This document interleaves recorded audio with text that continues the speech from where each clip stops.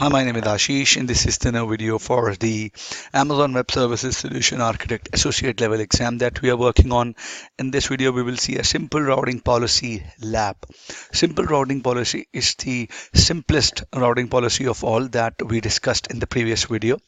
In the simple routing policy, you can assign a single IP address to a resource, or if you can also assign a multiple IP addresses to a single resource. Amazon Route 53 would return you the any IP address in a random order. Let me show you this in more details while log on to the console and take it from there. I am logged on to the console. This is my hosted domain, public hosted domain. I'm sorry for that. Let me click on that.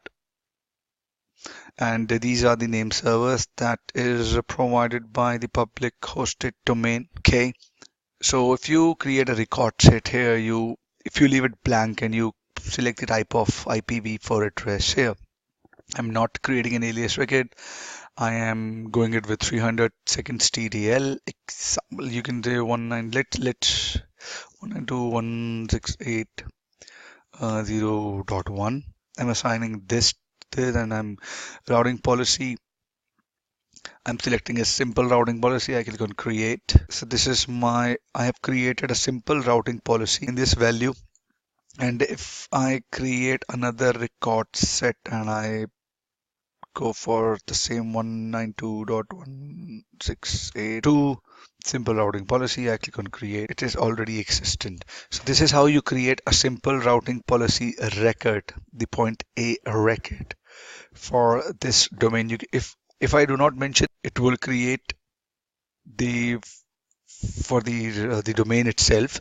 And if I mention anything like a.stopbeinglazy.com 192.168.0.2, let's say for 0. So you see 0.1, it's created for a.stopbeinglazy.in as well, and it's created for the domain itself. Now let's say you create another record set, and okay, let's do this. Let me delete this and create another record set with this Apex domain and 1 minute my TTL, and let's do this 192.168.0.3, and I create 192.168.0.4, 192.168.0.5.